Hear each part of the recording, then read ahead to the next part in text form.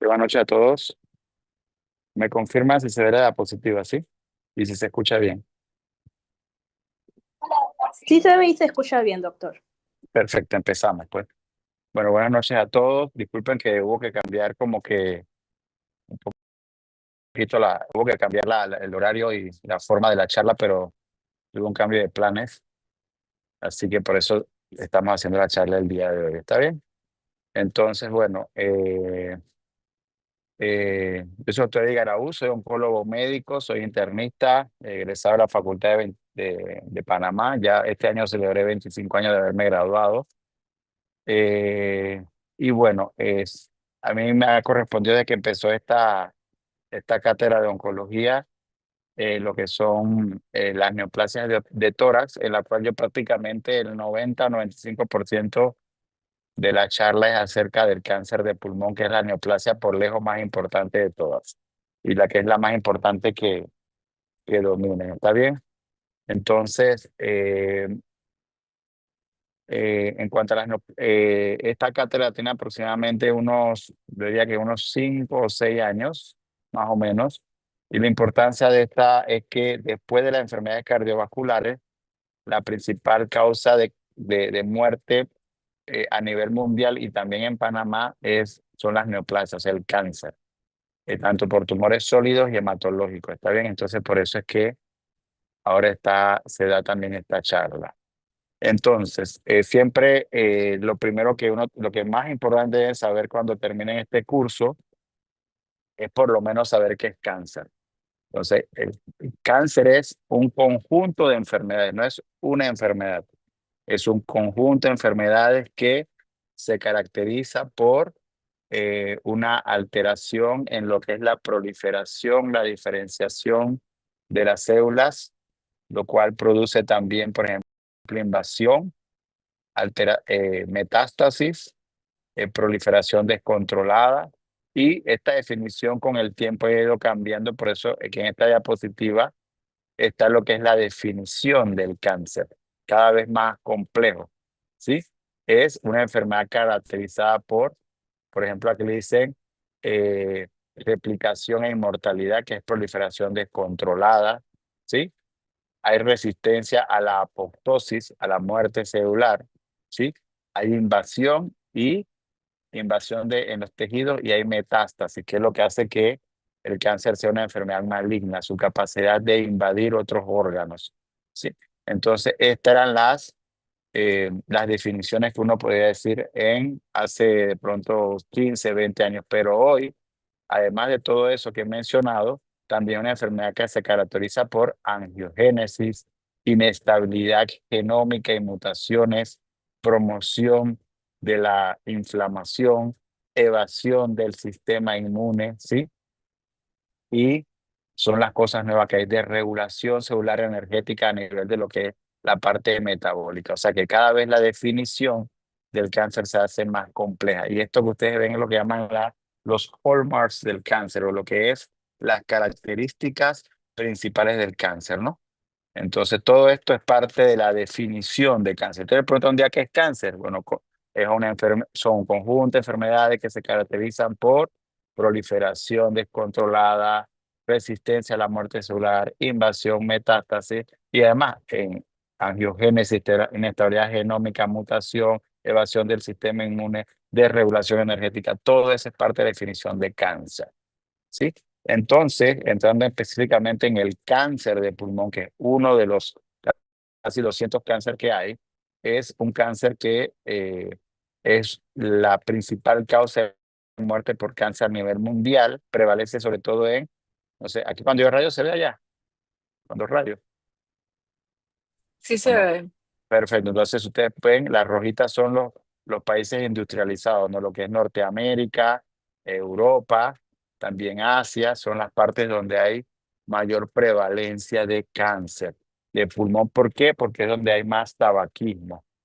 Observen que en Panamá estamos aquí.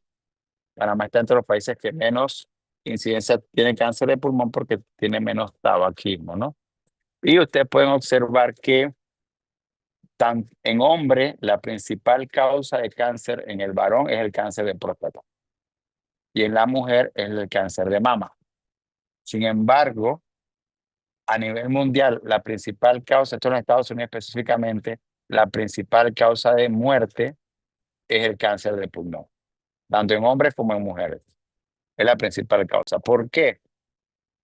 Porque, por ejemplo, para el cáncer de mama usualmente, primero que se detecta en estadios más tempranos, hay mucha, eh, las pacientes van a hacerse sus pruebas de detección temprana con la mamografía a partir de los 40 años.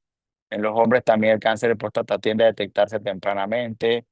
También hay un método de detección temprana. Muchos pacientes con cáncer de próstata diagnosticados no mueren por cáncer de próstata. Sin embargo, el cáncer de pulmón es una enfermedad que cuando se diagnostica, usualmente se diagnostica en estadios avanzados. Y aquellos pacientes incluso se detectan más tempranamente, por ejemplo, pacientes que son operados, tienen más riesgo de que la enfermedad pueda regresar. Entonces, estamos ante una enfermedad que debuta con estadios más avanzados y que también al mismo tiempo es más agresiva. Y por eso se explica que a pesar de que no tiene la mayor incidencia, es la que tiene más mortalidad, ¿no? Entonces, en esta diapositiva siempre la comparto a nivel, es la parte de la historia de cómo evoluciona el cáncer de pulmón. Por ejemplo, es en los varones. Observa que en los varones, a principios del siglo pasado, el siglo XX, empieza a aumentar a principios de los 40, ¿sí? Empieza a aumentar la incidencia del cáncer de pulmón en los varones y en las mujeres empieza a aumentar un par de décadas después, a partir de los 60. Empieza a aumentar en las mujeres. O sea, ¿alguien que puede explicar qué piensa por qué empezó a aumentar en los varones en los 40 y en las mujeres a partir de los años 60? Si alguien tiene alguna idea. Bueno, la promoción del consumo de tabaco en hombres y poco, o sea, más adelante las mujeres se introdujeron al hábito. Sí, bueno, ocurren dos cosas, son cosas históricas, ¿no? En los 40, acuérdense que en los 20 hubo la Primera Guerra Mundial y en los 40 estuvo la Segunda Guerra Mundial. Entonces fue una época de mucho estrés, pero acuérdense que los hombres jóvenes los mandaban a la guerra y eso es una de las causas que explicó por qué aumentó tanto la incidencia en este momento. Sí, entonces la guerra, la Primera y Segunda Guerra Mundial. Siempre cuando daban películas de la Guerra Mundial te va a ver muchos hombres fumando, entonces porque era una época de mucho estrés. Y en las mujeres, ¿por qué en los 60?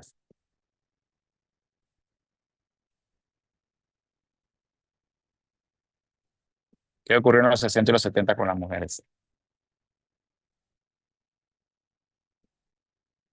Fue cuando empezaron a tener derechos, empezaron a trabajar.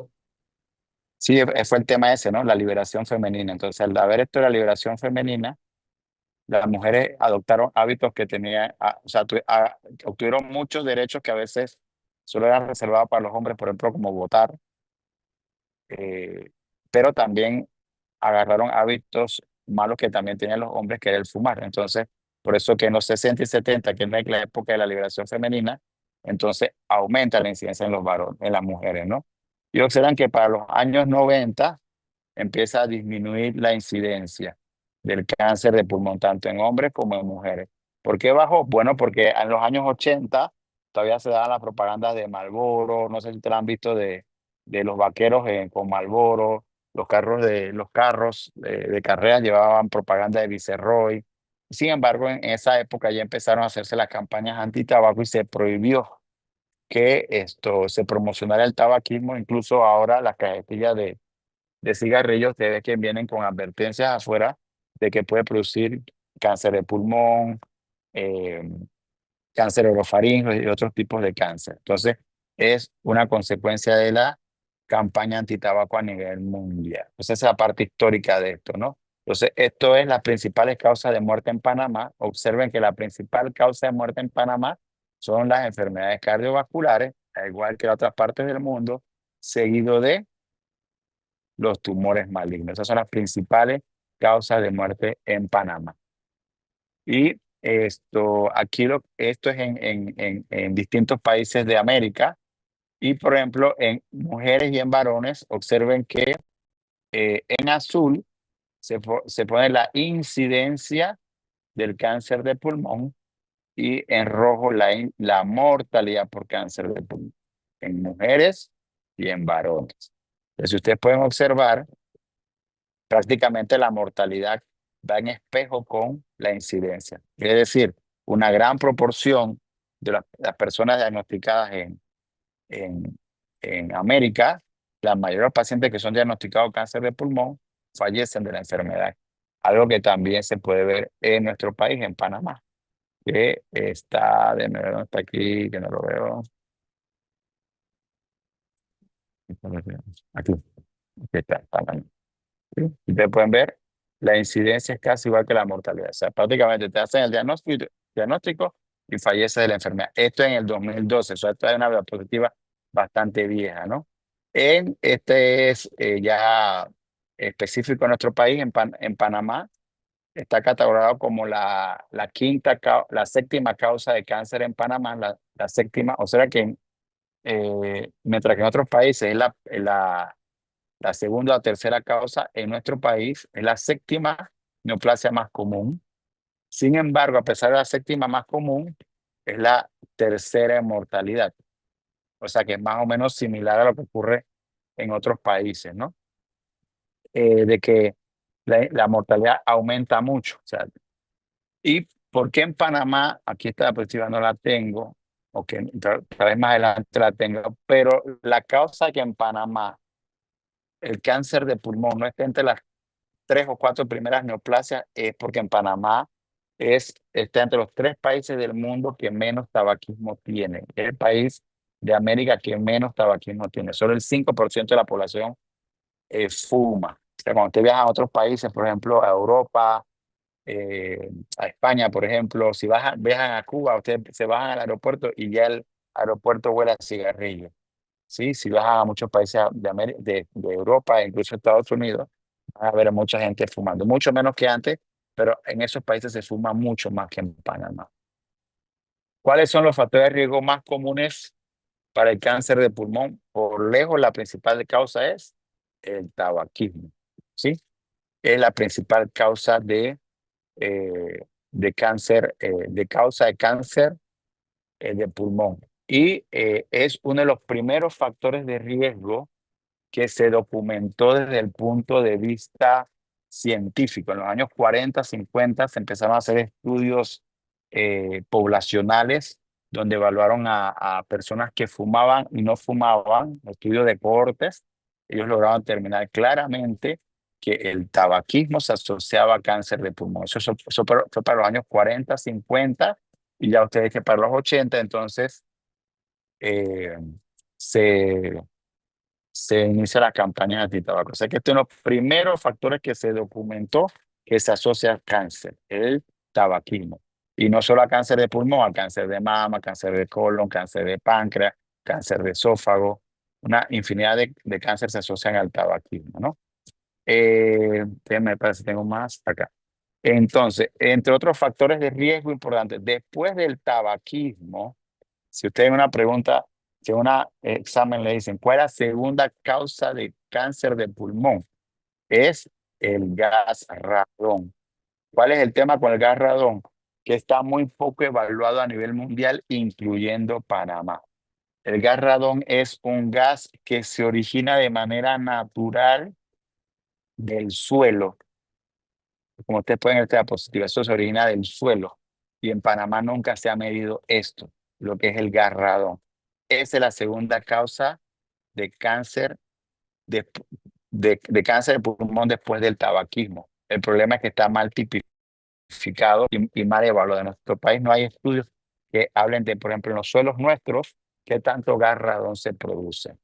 Otros factores de riesgo, por ejemplo, importante, el tabaquismo de segunda mano. Cuando hablamos de tabaquismo de segunda mano es el esposo, la esposa. Nunca se ha encontrado que, por ejemplo, los hijos tengan aumento de riesgo de cáncer porque el papá fumaba, o porque el hermano fumaba, o porque el amigo fumaba. Eso no. En la segunda mano lo que se ha visto, la asociación fuerte es con la pareja. ¿Está bien? Otros factores de riesgo, la edad, que es muy importante. Uno de los principales factores de riesgo de cáncer a nivel de cáncer es la edad, ¿sí? Entonces, y de hecho el cáncer de pulmón aumenta su incidencia después de los 60 años, ¿sí? la historia familiar, por ejemplo, pacientes que tienen síndrome melifluo y tienen mayor riesgo de desarrollar cáncer de pulmón.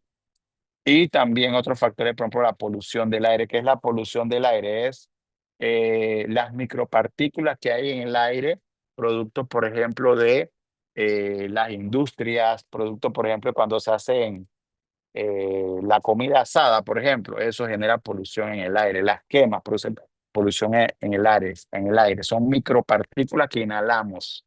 ¿Sí? Eso se asocia a cáncer de pulmón. La exposición a la radiación, los factores dietéticos menos relevantes, pero también están allí, y por ejemplo la minería con metales pesados. Entonces, de todos, el más evidentemente que podemos controlar es el tabaquismo, ¿sí?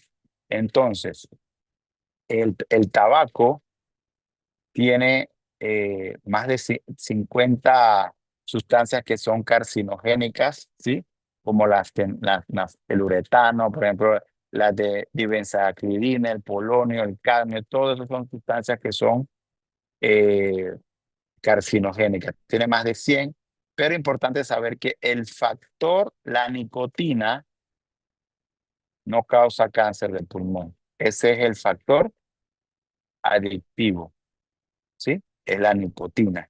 Entonces, por eso es que ustedes ven que el, el, muchas de las medidas que se utilizan para dejar el tabaco incluyen, por ejemplo, que a veces las personas utilicen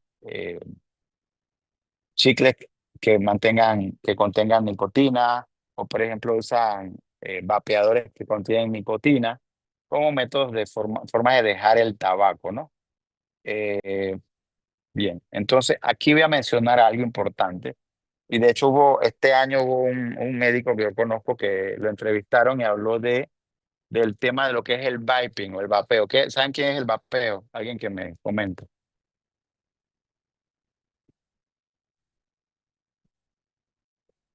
Son las personas que utilizan el vape, ¿Y qué es el vape? dispositivo electrónico que puede o no puede tener nicotina, lo utilizan como alternativo al cigarro. Sí, exacto. Entonces, ¿qué pasa con el vapeo? Sí fue utilizado inicialmente como una forma de que las personas que consumían cigarrillo convencional dejaran de fumar. Sí, fue utilizado inicialmente como eso. Pero la industria que fabricaba estos dispositivos electrónicos eh, que agregaban nicotina, lo que hicieron fue que cambiaron, digamos que una adicción por otra, ¿sí? Uno, dos, hay varios reportes que han evaluado los dispositivos electrónicos y se han encontrado sustancias carcinogénicas, ¿sí? Ese es dos. Tres, la, los, ¿quiénes son los que más están vapeando hoy en día? Los adolescentes. Y los adolescentes no lo están haciendo para dejar el cigarrillo, porque ellos no fuman o no fumaban cigarrillo.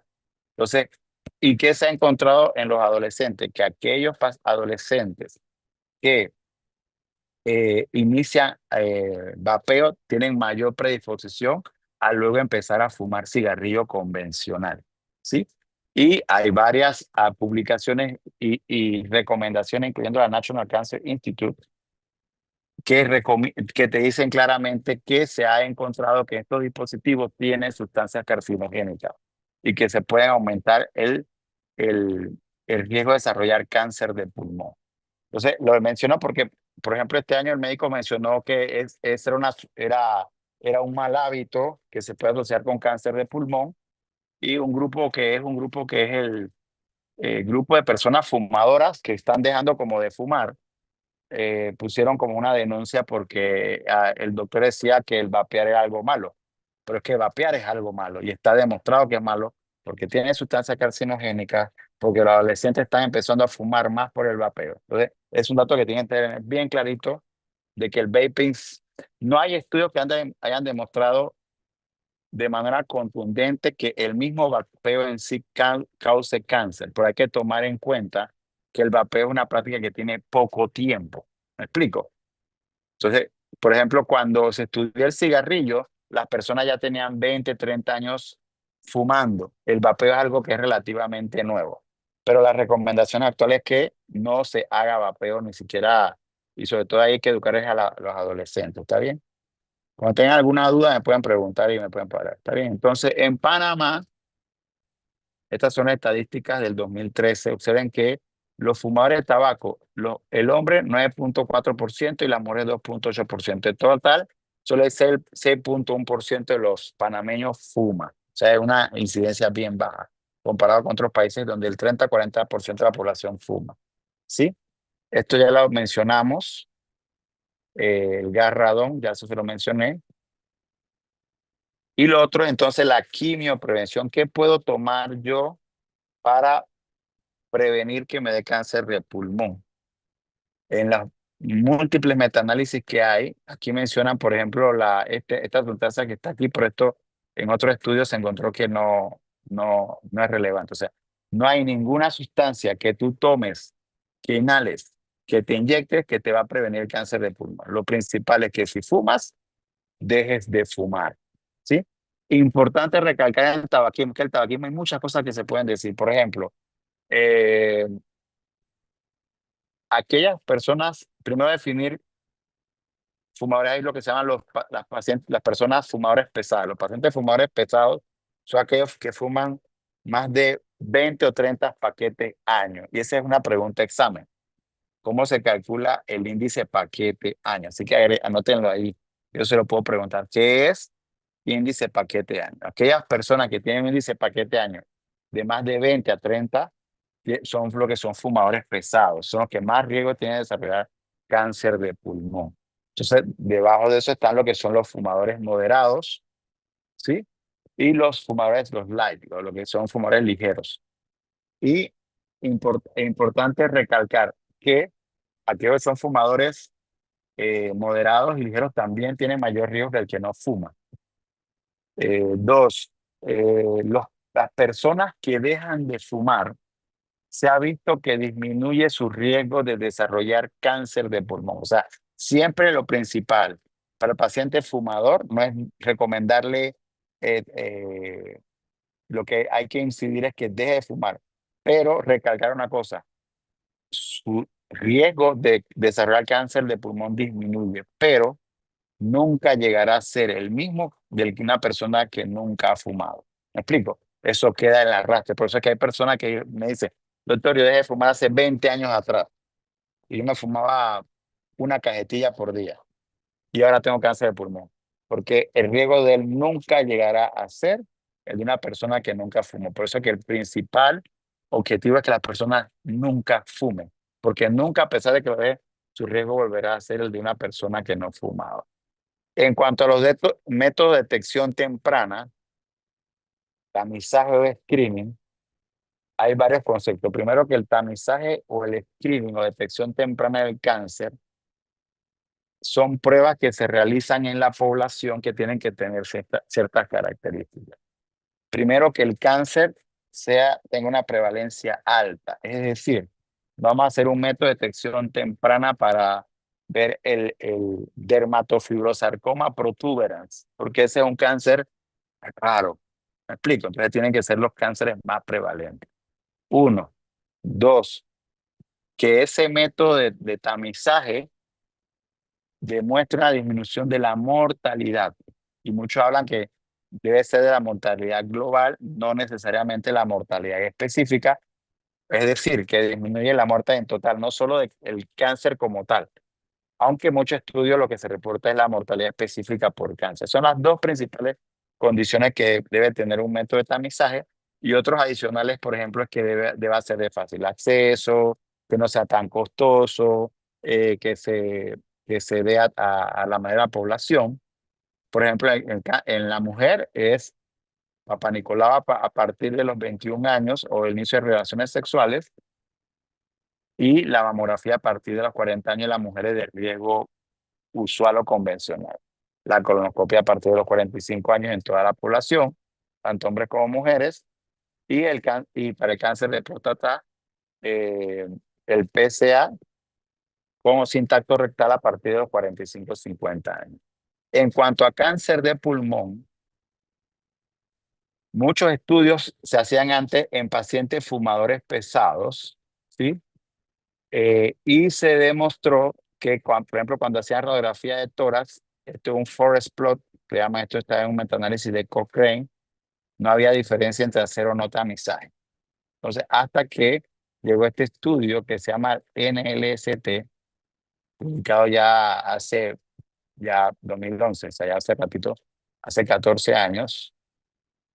Y este estudio que se hizo en pacientes fumadores pesados demostró que la tomografía de baja dosis, cuando se hacía, aumentaba la incidencia acumulada de cáncer de pulmón. O sea, hacías más diagnóstico de cáncer de pulmón cuando comparabas con radiografía de tórax.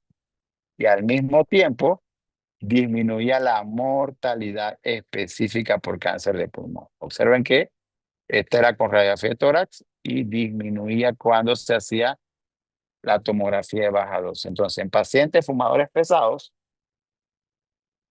lo importante, por eso es que es importante la definición de fumador pesado, porque son estos los pacientes que son candidatos a estudio de detección temprana con tomografía de baja dosis. En todos los libros que uno lee con respecto a esto, la conclusión final es que sí, es un método de detección temprana, pero lo principal es decirle al paciente que deje de fumar. ¿Me explico? Eso es lo principal. Porque de nada vale que siga fumando y le siga haciendo detección, estudio de tomografía anual.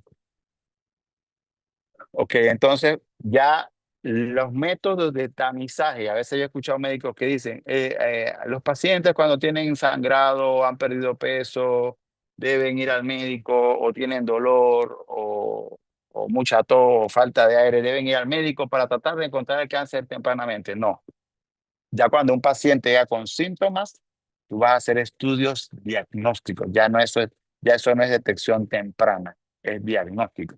Es como aquella paciente de 50 años que te dice, oye, tiene una masa en la mama y nunca has hecho una mamografía. Ya tú no estás haciendo detección temprana, estás haciendo diagnóstico. ¿Me explico? No sé si eso está claro. Entonces, en el cáncer de pulmón, como la enfermedad viene del pulmón, los principales síntomas tienden a ser pulmonares.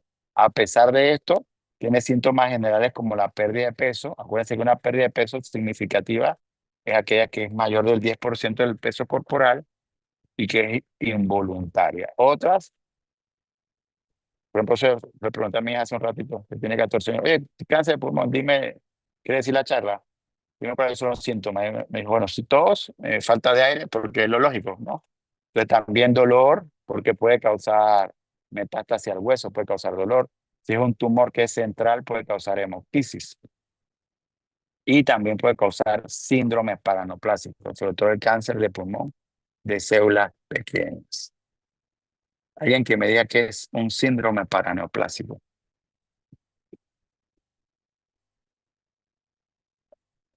No lo busquen en ChatGPT, invénteme algo, pero no me lo busquen así, en Google.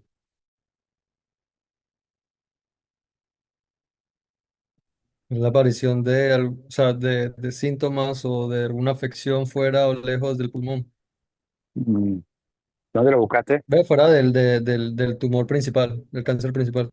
Ok, vamos a suponer que un paciente tiene mm, cáncer de pulmón metastásico al hueso y tiene hipercalcemia maligna. ¿Eso es un síndrome paraneoplásico o no es un síndrome paraneoplásico?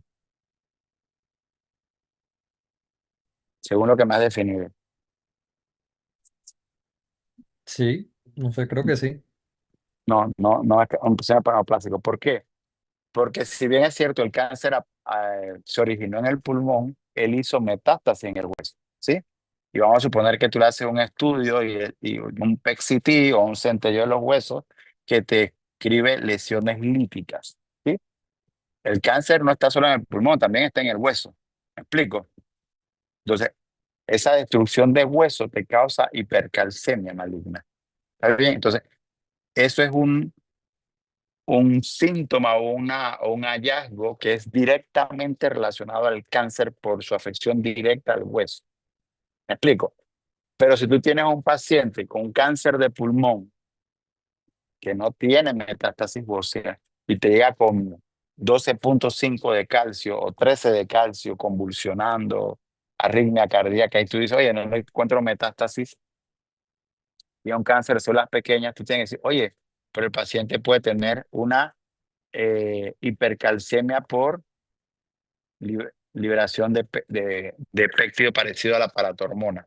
Entonces, ¿qué es el síndrome? Y la palabra ahí dice paraneoplásico. Es cuando las manifestaciones no son una manifestación directa de la afección del pulmón al órgano. Entonces, por ejemplo, en este caso, la hipercalcemia se produce porque el tumor está produciendo un péptido que se parece a la paratormona y hace que se libere calcio, pero no por afección directa a ningún órgano. O sea, es la mejor forma de ver. Por ejemplo, ambas son hipercalcemias malignas, pero una es por una afección directa al hueso y otra es porque hay una liberación de un péptido parecido a la paratormona. Ambas son hipercalcemia maligna, pero una es afección directa del cáncer y la otra es un síndrome paraneoplásico.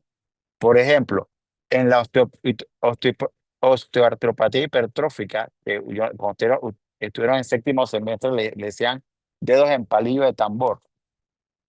El cáncer no está en los huesos de los dedos, ni en las articulaciones, ahí no hay cáncer. Él produce que haya esta hipertrofia sin haber afección directa del órgano. Entonces, ese es un síndrome paraneoplásico. También, por ejemplo, algunos síndromes neurológicos, como por ejemplo la miastenia de Lambert-Eaton, ¿sí? La hiponatremia, son otras manifestaciones que son paraneoplásicas, no son afección directa producida por el tumor. No sé si me expliqué bien ese tema, ¿sí? O sea, para que se entienda bien lo que es un síndrome Sí, paraneoplásico. exacto. Okay. Y casi todos los síndromes paraneoplásicos producidos por cáncer de pulmón es por el cáncer de pulmón de células pequeñas. El de células no pequeñas usualmente no causa síndrome paraneoplásico. Entonces, ya estamos en el diagnóstico, el paciente llegó con tos, pérdida de peso, antecedente de tabaquismo pesado, y usted sospecha cáncer de pulmón, a pesar de que le pusieron broncoscopía. Si usted está en el cuarto de urgencia, ¿cuál es el primer estudio que usted le hace a un paciente que está con tos o falta de aire? ¿Cuál se le ocurre? ¿Cuál es el primero que tú le pides? Le pide una broncoscopía. Radiografía tórax. ¿Una qué? No escuché Radiografía bien. tórax. Exactamente. En todos los lugares del mundo te empieza con una radiografía de tórax y créeme que un paciente muy sintomático tienes alta posibilidad de que vas a ver algún hallazgo. Siempre es importante saber que lo primero es el examen físico. Puedes tener un paciente que tiene disminución de las vibraciones vocales provocadas en un hemitórax, no se le escucha los ruidos respiratorios de ese lado. Entonces, oye, este paciente tengo sospecha que tiene un derrame pleural. ¿Sí? Le haces la placa de tórax y ves el velamiento de, de ese hemitórax, ¿sí? Y ya se correlaciona con la clínica. O es un paciente que tú lo escuchas como esto eh, como roncus o lo que llama una respiración tubárica, que es como que tú sientes que hay como una obstrucción en un bronquio, ya ahí tú vas sospechando que hay algo raro. O sea, antes poner estetoscopio siempre en el paciente y después arrancamos con la radiografía de tórax. Después de la radiografía de tórax, entonces ya vamos con otros estudios más complejos como la tomografía, el PET-CT. Ya cuando estamos a nivel de una broncoscopia, ya es un paciente que está viendo el neumólogo, o sea, ya nosotros lo referimos, ¿no? Entonces, en la broncoscopía, él nos sirve para encontrar tumores que están en lo que es los bronquios principales. Por ejemplo, aquí te ven bronquio derecho, bronquio izquierdo, y aquí está el tumor, ¿ves? ¿Se ve clarito o no? Que corresponde con lo que se ve acá en esta tomografía. Entonces, ahí nos ayuda el neumólogo con una broncoscopía, ¿sí? Hay pacientes que pronto no tienen un tumor central, o sea, el tumor no está en los bronquios principales, sino está en el parénquima pulmonar periférico. Por ejemplo, como este nodulito que está aquí, ¿lo ven? Entonces, ese paciente el que más nos va a ayudar va a ser un radiólogo intervencionista y va a hacer una biopsia guiada por tomografía, ¿sí? En algunos casos, por ejemplo, podemos consultar al cirujano y él pone una toracoscopia, que eso se hace menos común, toma, muestra el líquido pleural y, por ejemplo, este es un paciente que tiene implantes en la pleura visceral, ¿sí? Entonces toma y hace el diagnóstico. O sea, En conclusión, que eso cuando era estudiante yo me enredaba, pero entonces, ¿cómo hago el diagnóstico del cáncer de pulmón? Es que depende cómo se presente cada paciente. Algunos será por toracocentesis sacando el líquido pleural, otro será una biopsia guiada por tomografía, otro paciente será una broncoscopía, ¿sí? Entonces depende cómo se presente el paciente, pero no es que hay un solo método de hacer diagnóstico, depende de la presentación, ¿sí? Hay pacientes de pronto la biopsia va a ser una metástasis al hígado, eso fue, pero puede ocurrir, o una biopsia del hueso, depende. En resumen, el lugar más fácil de biopsiar es el ideal y donde tengamos una mejor muestra. Importante también, ¿sí? Entonces no hay un solo método de hacer diagnóstico. Aquí está la patología bien importante. Al patólogo le puede llegar un bloque celular de una toracocentesis o una biopsia percutánea como esta que está aquí, o un paciente que operó el cirujano torácico y depende de lo que diga el patólogo, ¿no? Él hará una evaluación por hematoxilina y eosina. Y aquí importante es esto, ¿no? Cuando yo estaba estudiando oncología, ya hace 15 años atrás, lo importante para nosotros era saber si el paciente tenía cáncer de pulmón de células pequeñas, que es esto, no non-small cell lung cancer, que es más o menos el 70-80% de los cánceres, o si era un cáncer de pulmón de células pequeñas, un small cell lung cancer, que es esto que está aquí, ¿sí? Esos eran los dos grandes grupos y ya. Hoy en día no solo tenemos que saber si es célula pequeña o no pequeña, tenemos que saber qué tipo específico es decir, si es escamoso, si es adenocarcinoma, si es células claras, ¿sí? O si es células pequeñas. Entonces, hay pacientes que además de hematoxilina y eosina, que es la tinción más básica, requerirán estos estudios de inmunohistoquímica, ¿sí? Que no es que se lo tienen que aprender de memoria y que nos ayudarán a determinar qué tipo específico de cáncer es, ¿sí? Con la inmunohistoquímica y con estas pruebas que están acá. ¿Y para qué es esto? Uno, saber con más detalle qué tipo de cáncer de pulmón. O sea, es decir, hoy yo no puedo tener un paciente, este paciente tiene un cáncer de pulmón celular no pequeño, estadio 4. Eso a mí no me sirve, no me orienta en nada. Este paciente tiene un cáncer, un adenocarcinoma de pulmón, estadio 3 o estadio 4, ¿sí? O es escamoso, eso es las pequeñas para no tener un norte. Y buscar lo que son los análisis de los biomarcadores predictivos, que ahí es donde viene la prueba lo que se llama el NEXT, la prueba de secuenciación genómica para ver biomarcadores que nos digan tratamientos. Ok, esto es lo que yo le mencionaba, ¿ves? Antes, hace 15 años, nosotros estábamos así, eso era no pequeña y ya, y eso era pequeña y se acabó. Hoy no, hoy tenemos que saber bien el subtipo específico de cáncer de pulmón, ¿sí? Por ejemplo, son las escamosas. Un escamoso, un paciente fumador pesado no es obligatorio hacerle ciertas pruebas genéticas, aunque hoy en día se las hacemos prácticamente todos. Entonces, se debe a que los tratamientos han cambiado. Además de hacer un diagnóstico preciso desde el punto de vista histológico, y esto no aplica solo para el cáncer de pulmón, sino para todos los cánceres, necesitamos saber el tipo específico de cáncer, si hay que hacer biomarcadores específicos para saber tratamientos, y lo otro es saber el estadio, si es en estadio 1, si es en estadio 2, si es en estadio 3, si es en estadio 4. ¿Por qué es importante el estadio?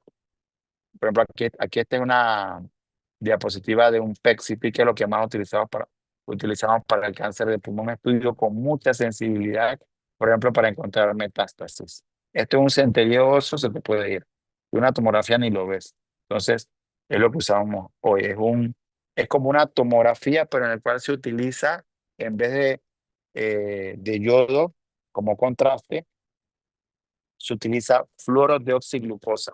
Es una glucosa radiomarcada y se basa en el concepto básico de que el cáncer es una enfermedad proliferativa que tiene más captación de azúcar. ¿Me explico? Este es un tema que siempre cuando me acuerdo le explico a los pacientes. Después tengo que hablar con los pacientes de que vienen con el tema del azúcar. Doctor, que el azúcar produce cáncer y entonces ahora no puedo comer azúcar, entonces tengo que explicar otras cosas más. pero se basa en ese concepto, ¿no? El PET-CT. Entonces, aquí son de distintos métodos de diagnóstico, todo esto que está aquí. Y esto es todo lo que es estadías en cáncer de pulmón. Esto no se lo tienen que aprender. O sea, está lo que es el TNM, que está basado en el tamaño del tumor, la localización del tumor, si está en contacto con otras estructuras cerca del pulmón, los ganglios, la presencia de metástasis, por ejemplo, si es un derrame pleural, o si es metástasis a otros órganos, o si es un metástasis al cerebro, etcétera. Y en base a esto se hace un estadio. Que alguien me diga por qué un paciente es importante saber el estadio. ¿Para qué? ¿Por qué esa información es importante para el oncólogo? Yo quiero saber cuál es mi estadio. De repente dice, otro soy 4, otro soy 1, otro soy 2. Que alguien me lo diga, alguien de los que no ha opinado.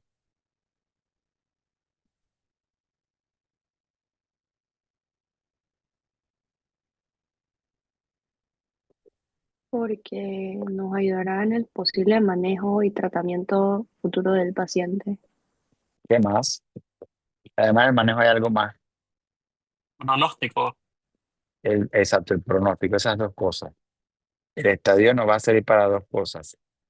Pronóstico y estadio. Es decir, si yo tengo un paciente una masa en el pulmón, le hice una biopsia, le hice adenocarcinoma, le hago un PET-CT y tiene metástasis en los dos pulmones y además metástasis en la glándula suprarrenal. ¿Es un estadio?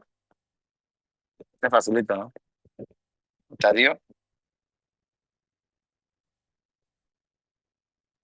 4. Eso es estadio 4 porque ya tiene metástasis a distancia, ¿sí? Entonces, ese es un paciente que en la primera, segunda o tercera consulta me pregunta, doctor, ¿yo me puedo curar o no me puedo curar? Yo tengo que decir, como un estadio 4, muy probablemente usted no se puede curar. El tratamiento no es curativo, ¿sí? El tratamiento es con la opción de prolongar su vida y mejorar su calidad de vida. ¿Está bien? A diferencia si encuentro a un paciente con una masa en el pulmón, un nódulo de 2 centímetros que biopsiamos y dice adenocarcinoma. Ese es un paciente que el tratamiento es con un fin curativo y que su pronóstico es mucho mejor que un estadio 4. Entonces, por eso es que es importante tener todo eso bien detallado porque tenemos que sentarnos con el paciente y explicarle desde el pronóstico hasta el plan de tratamiento. ¿Está bien? Entonces, esas dos cosas, pronóstico y tratamiento. Eso es lo esencial del estadio. Y en cuanto al pronóstico, por ejemplo, aquí ustedes lo ven. Por ejemplo, el estadio 1 de cáncer de pulmón, usted ve que pueden tener supervivencias a 5 años hasta de un 92%.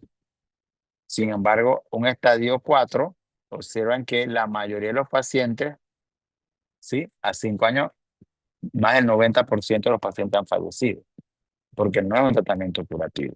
Sin embargo, hasta acá es curativo. Entonces, es esto, ¿no? Pronóstico, ¿sí? Y esto es básicamente lo mismo. Cuando una enfermedad está localizada, o sea, una masa en el pulmón, la posibilidad de estar vivo a 5 años, este es bien vivo, esta placa, esto ya tengo que cambiarlo. Esto ya no vale que yo lo presente hoy en día. ¿Sí? Esto tengo que cambiarlo. Así que ahí le pido disculpas, esto hay que actualizarlo. Pero localizada, vivo a 5 años. Hoy en día yo podría decirte como hasta un 60, 70, 60% puede estar vivo. Pero que hoy en día varía mucho según otros factores predictores que no se veían en los años, en el 2000, ¿sí? O sea, un paciente con mutación de FR o ALK tiene un pronóstico distinto, localizado y operado, que un paciente con un PDL1 del 50%. Son dos pronósticos, dos estadios, el mismo estadio, pero con pronóstico y tratamiento distinto, ¿sí? Entonces, la enfermedad regional, para mí regional es una masa de pulmón más ganglio en el mediastino. Ya su supervivencia global, dice aquí 27. Hoy en día esto anda como en el 60%. Esto aquí anda como en el 70%. Y a distancia, ya esto no está en 4, ya esto está como en el 20% hoy en día.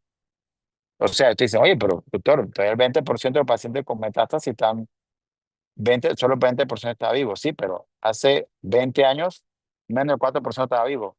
Esto es 5 veces más que hace 20 años. Y es por los tratamientos nuevos que hay. ¿Está bien? O sea que esto ya ha cambiado. Esto tengo que cambiarlo. Esto de acá para el próximo semestre cambiar esta diapositiva. Ya no se vale. Entonces, en Panamá, observen algo. En la mitad de las pacientes con cáncer de pulmón en Panamá son mujeres. Y de todos los pacientes, solo la mitad fuman. Es decir, como tenemos poco tabaquismo en Panamá, entonces hay muchos pacientes que la mitad de los pacientes con cáncer de pulmón no fuman por dos cosas. Uno, solo el 10 a 20% de los pacientes fumadores pesados desarrollan cáncer. O sea, la mayoría no va a desarrollar cáncer, aunque una gran proporción sí. Y dos, no todos los pacientes con cáncer de pulmón son fumadores, porque hay otras cosas que inciden, factores heredados, la edad, y que hay mutaciones que por sí causan cáncer. Por ejemplo, la mutación de FR, que es la más común, que vamos a ver un poquito más adelante, ella es una mutación tumorogénica o que induce cáncer como tal, la presencia de esa sola mutación. Y de hecho, los pacientes no fumadores son los pacientes que más tienen mutaciones activadoras, ¿qué es una mutación activadora? Es una mutación que causa cáncer y que a la vez esa mutación es susceptible de ser tratada con terapia blanca, target therapy, se llama eso. ¿Sí? Entonces, este dato quiero que tengan importante. La mitad mujeres, en otras partes del mundo, el 70%, 80% son varones, porque hay mucho más tabaquismo, y un 80-90% son fumadores. Nuestro país tiene otra epidemiología distinta. ¿Está bien?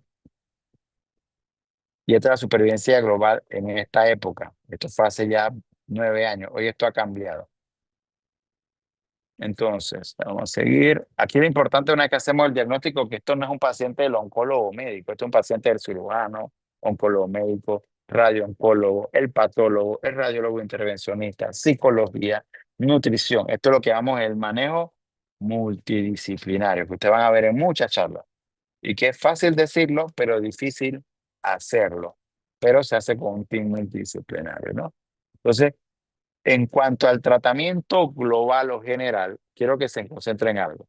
Los estadios tempranos, imagínense un estadio temprano como un nódulo en el pulmón de 1, 2 o 3 centímetros. El principal tratamiento es la cirugía, ¿sí? Son los estadios tempranos, estadios 1 o 2.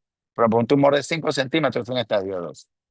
Si mide 2 centímetros, estadio 1. Entonces, el estadio temprano usualmente es un nódulo o una masa en el pulmón única. El principal tratamiento tiende a ser cirugía.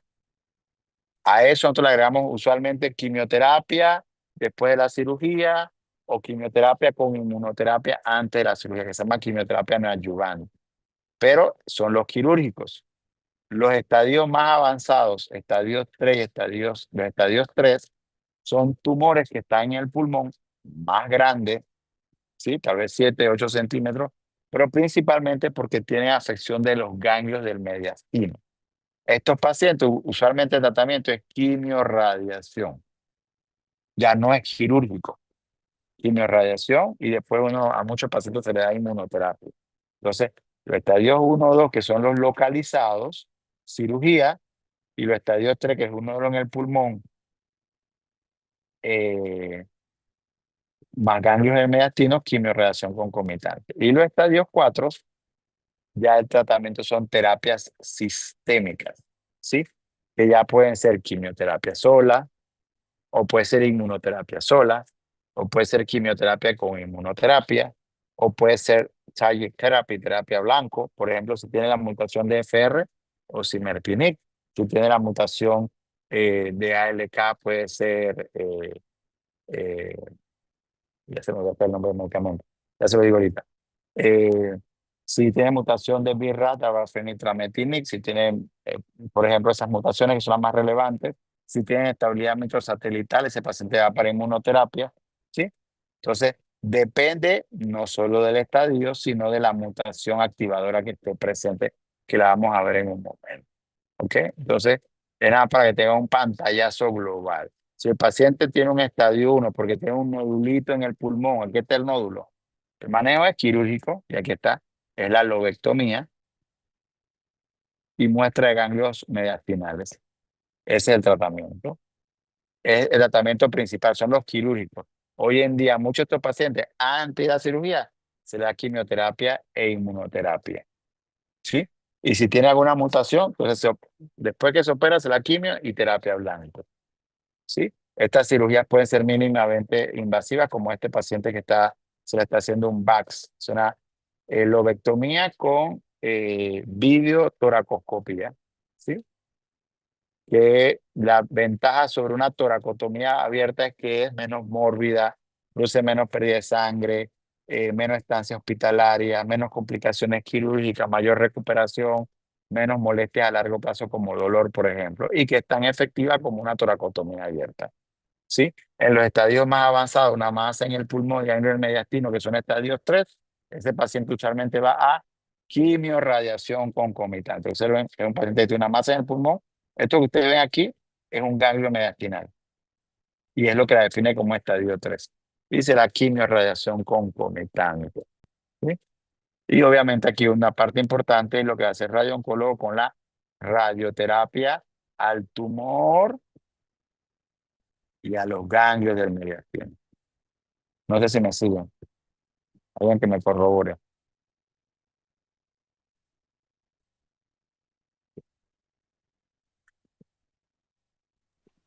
Sí, doctor, aquí. Listo. Bien, entonces. Y esto, bueno, esa es la época que damos quimioterapia ayudante. Entonces, en la enfermedad metastásica, esta es la forma de cómo ha evolucionado el manejo del cáncer de pulmón. Aquí fue cuando yo estaba estudiando en la facultad, en el oncológico, cuando me formé ahí, del 2000, en el 2010, hasta el 2010. Lo importante será non-small cell lung cancer and small cell lung cancer. Ya. Y ahí viene un punto de quiebre aquí, que empezamos a hablar de adenocarcinoma de pulmón o escamoso de células grandes, porque empezaron a salir quimios que funcionaban solo en adenocarcinoma, por ejemplo, el Pemetrexed. Entonces necesitaba saber específicamente si era adenocarcinoma o eso era escamoso. O que la Avastin, que es un anticuerpo, producía sangrado con potencial de sangrado severo que podía causar la muerte del paciente y no se daba en el escamoso. Entonces ya necesitaba saber la histología específica. ¿Sí? Y después vino esto, lo que es la patología molecular. El primer congreso de cáncer que yo fui fue un congreso que fue en San Francisco, fue el Mundial de Pulmón de ese año. El doctor Tony Mock presenta un estudio que cambió, es un paradigma en el manejo del cáncer de pulmón, y él descubrió esta mutación que se llama EGFR en pacientes no fumadores y cómo a estos pacientes le iba mejor con terapia blanca, con medicamentos de fitinil que se le van quimio. Y ahí esa presentación cambia el manejo del cáncer de pulmón, diciendo, oye, ya estos pacientes, el mejor tratamiento no es quimioterapia, que es lo que hacíamos antes, es terapia blanco. Y eso de esa época acá se ha refinado muchísimo más en el concepto de que hay tratamientos que son mejores y que son tratamientos que no solo se utilizan para la enfermedad metastásica, sino inclusive para pacientes operados, ¿no? Este es una parte que cambia un paradigma. Esto ya vino para el 2010 más o menos. Y la expresión de PDL1, ya esto fue 2017. Y en el 2018 al doctor, no está por acá, no lo tengo, al doctor Onjo de Tokio, Japón, y al doctor, uno que es del Andy Anderson, ahorita le digo el nombre, se gana el premio Nobel de Medicina por haber descubierto los receptores que participan para la utilización de la inmunoterapia. ¿Sí? Entonces, es eso, patología molecular y lo que es la inmunoterapia. ¿Sí? Entonces, desde el punto de vista histórico, también, en los años 90, un paciente con un cáncer de pulmón metastásico era un paciente que prácticamente en Panamá se diagnóstico y ese paciente iba a cuidados paliativos, no recibía nada, porque no había evidencia de que ningún tratamiento haría que este paciente viviera más.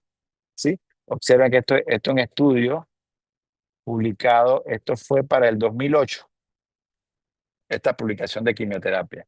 Y comparó quimioterapia, estos CT es quimio, más standard of care, más supportive care, versus supportive care solo. Veanlo como cuidados paliativos solo versus cuidados paliativos más quimio. Y este estudio, que es de los años 2000, demuestra que aquellos pacientes que recibían quimio, que es la curva azul, ¿sí?, viven más que los pacientes que no reciben quimioterapia, sino supportive care alone. ¿Ok? Y había un incremento de la supervivencia global media de 1.5 meses, estadísticamente significativo. ¿Sí?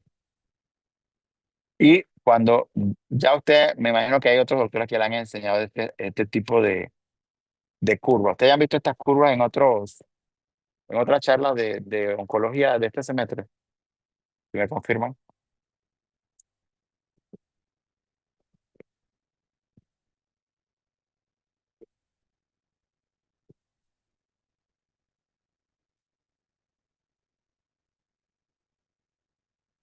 Sí, doctor, se lo han presentado. Ok. Entonces dime qué es la supervivencia, la mediana de supervivencia global, pues.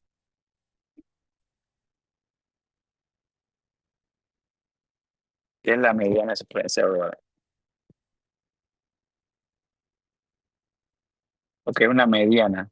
Puede ser una mediana de supervivencia global, una mediana de supervivencia libre de progresión, una supervivencia mediana libre de recaída. ¿Qué es esa mediana? Que no es la mediana esta de la que utilizan de, del número que más se repite, como medida de tiempo. ¿Qué significa? Que es en base al tiempo. ¿Qué es una mediana de supervivencia? Si alguien tiene idea de qué es una O sea, mediana de sería, supervivencia. sería el tiempo donde, pues como es mediana, sería el tiempo donde el 50% de los pacientes con el mismo diagnóstico pues tienen esa supervivencia. Ok. Ahí se está notando que usted está buscando algo para que le explique. La mediana es una medida de tiempo donde el 50% de un grupo ha presentado un evento. Por ejemplo, vamos por una cosa. Pone a la gente a correr un tramo de 40 kilómetros. Hay quienes aguantan. El tiempo en que la mitad ya no aguantó más, esa es la mediana de tiempo. Entonces, es una medida de tiempo en la que la mitad de las personas ha presentado un evento. El evento tú lo defines. En este caso, el evento morir. Entonces, aquí ustedes ven que el 50% de los pacientes han muerto a los 6 meses, más o menos. Es lo que dicen aquí. Y los pacientes que están en supportive care solo, la mediana está aquí, que es más o menos 4 meses y medio. Y aquí está la diferencia, 1.5 meses.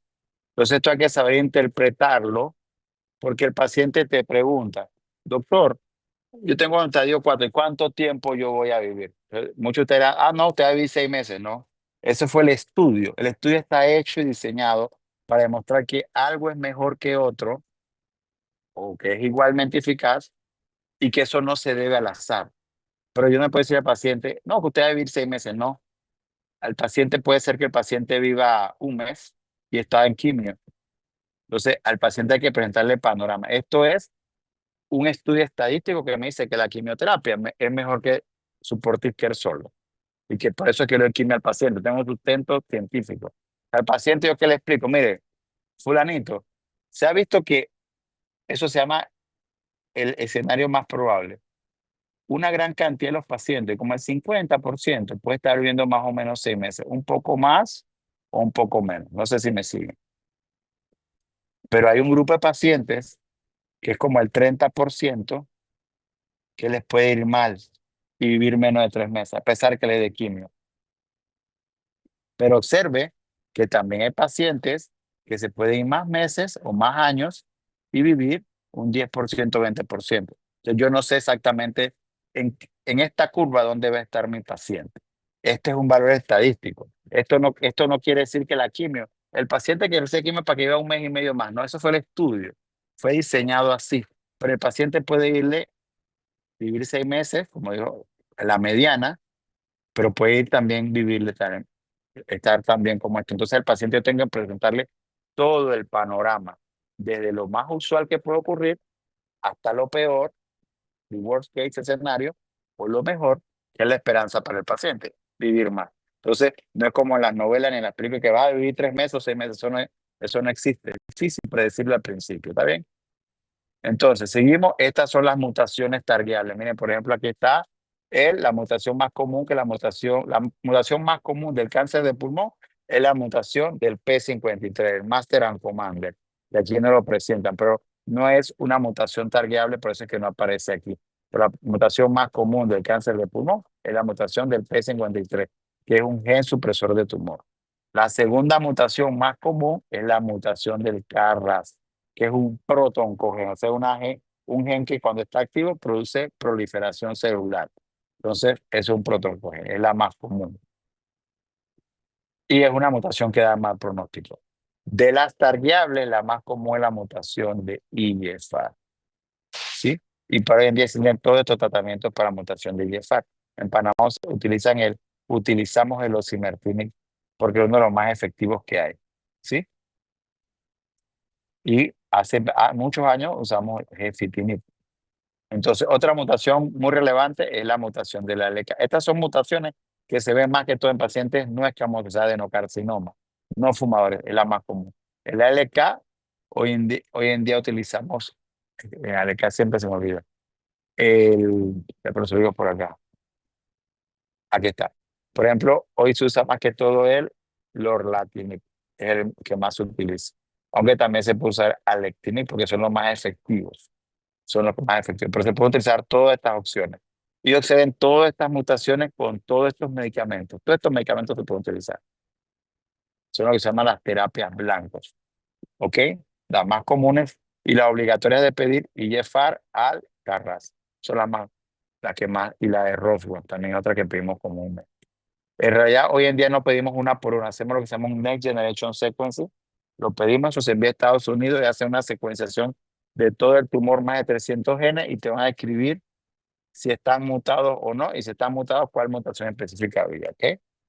Y por ejemplo, una de las mutaciones más comunes es la mutación del receptor del IGFR, ¿sí? De esta vía. Esta es una vía que lleva proliferación celular. Normalmente, esta vía se activa cuando hay que, por ejemplo, son vías normales que inducen proliferación celular, por ejemplo, para cicatrización, para recambio celular normal, pero cuando hay mutaciones, ¿sí? O hay sobreexpresiones de una de estas proteínas, entonces se puede hacer que estas vías o estas cascadas de señalización se aumenten y lleven a un aumento de la proliferación celular, la invasión y la metástasis y la angiogénesis. Entonces, esto fue lo que escribí hace mucho tiempo. Estos estudios publicado en England Journal of Medicine, con solo había aquí pacientes. Fue el más general. Escribieron con esto. Oye, decía, oye, en otro momento que pacientes con cáncer del pulmón que tienen esta mutación de